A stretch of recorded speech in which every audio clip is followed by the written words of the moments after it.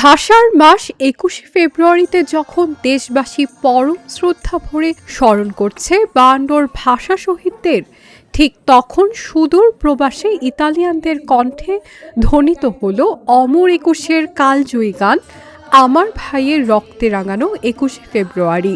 যথাযথ মর্যাদা ও উৎসবমুখর পরিবেশে ইতালিতে পালিত হয়েছে মহান শহীদ দিবস এবং আন্তর্জাতিক মাতৃভাষা দিবস। সাংস্কৃতিক সংগঠন সঞ্চারী সঙ্গীতায়নের ব্যতিক্রমী এক আয়োজনে অংশ নিয়ে ভাষা শহীদদের প্রতি শ্রদ্ধা জানান স্থানীয় ইতালিয়ান নাগরিকরা।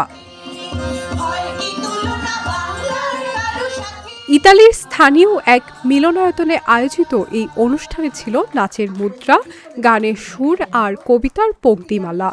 সঞ্চারী সঙ্গীতায়নের এই আয়োজনে প্রবাসী বাঙালি তো বটেই, ভিনদেশি নাগরিকদের উপস্থিতি ছিল চোখে পড়ার মতো। অনুষ্ঠানের মূল আকর্ষণ ছিল ইতালিয়ান নাগরিকদের কণ্ঠে বাংলা ভাষার গান, কবিতা। ভিনদেশি শিল্পী এবং নাগরিকরা যখন শুদ্ধ উচ্চারণে গাইতে শুরু করেন আমি কি ভুলিতে পারি, তখন পুরো মিলনায়তনে এক আবেগ ঘন পরিবেশ সৃষ্টি হয়। মহান শহীদ দিবস ও আন্তর্জাতিক মাতৃভাষা দিবস উপলক্ষে প্রতিবারের ন্যায় সঞ্চারী সঙ্গীতায়ন আয়োজন করেছে সাংস্কৃতিক বিভিন্ন ভাষাভাষীর সাংস্কৃতিক সন্ধ্যা এবং ইফতার মাহফিল। সত্যি বলতে বিদেশিদের সমন্বয়ে আমাদের যে সংস্কৃতির একটা মেলবন্ধন, তারই লক্ষ্যে কাজ করে চলেছে সঞ্চারী সঙ্গীতায়ন দীর্ঘ ১২ বছর ধরে। প্রবাসে বেড়ে ওঠা সকল শিশু কিশোরদের নিয়ে এই পথ চলা যেন অব্যাহত আছে এবং ভবিষ্যতে থাকবে আপনাদের সকলের আশীর্বাদ পেলে বলে আমরা বিশ্বাস করি। সকলের পাশে থাকবেন, এভাবেই অনুপ্রেরণা যোগাবেন। প্রবাসে বেড়ে ওঠা যে সকল শিশুগুলো ভালো করে বাংলা বলতে জানে না, অথচ কবিতা আবৃত্তি করে, গান করে, নাচ করে এবং ইটালিয়ান তো গান করছেই, এবং বিদেশিরা সাথে পাশাপাশি যখন বাংলা গান গাইছে তখন আমাদের মনে হয় আমরা যেন এখানে বাংলাদেশটাকে বুকে ধারণ করছি, সেটার বহিঃপ্রকাশ ঘটেছে এই অনুষ্ঠানগুলোর মধ্যে দিয়ে। সাংস্কৃতিক এই আয়োজনে গানে গানে স্মরণ করা হয় সালাম, বরকত, রফিক, জব্বার সহ ভাষা আন্দোলনের সকল শহীদদের। নৃত্যের তালে ফুটিয়ে তোলা হয় বাংলাদেশের সংগ্রামী ইতিহাস।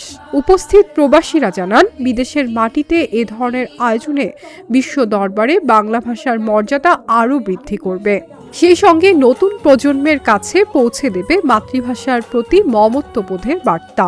এখানে একটি আন্তর্জাতিক মাতৃভাষা দিবসে বহুজাতিক বিভিন্ন দেশের লোকেরা তাদের মাতৃভাষার সম্পর্কিত বিভিন্ন ধরনের আলোচনা হয়েছে। এখানে আমাদের যারা বাচ্চারা এখানে বড় হচ্ছে, এই ধরনের অনুষ্ঠানগুলো হলে বাচ্চারা তাদের অস্তিত্বের ধারক ভাগ সম্পর্কে কিছুটা হলেও আইডিয়া পায়। তো সোনামণিদের আমরা বিদেশের মাটিতে বাংলা ভাষা সম্পর্কে জানাতে পারছি।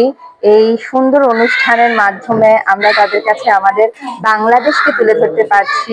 এই আয়োজনে ফুটে ওঠা প্রতিটি সুর আর প্রতিটি নাচের মুদ্রা জানান দিচ্ছিল যে ভাষার জন্য প্রাণ দেওয়ার ইতিহাস কেবল বাঙালির একার নয়, তা এখন বিশ্ব মানবতার এক পরম অহংকার। দেশ থেকে হাজার মাইল দূরে থেকেও ২১-এর অবিনাশী চেতনা যেন প্রতিটি বাঙালির হৃদয়ে এক টুকরো বাংলাদেশকে জীবন্ত করে রেখেছে।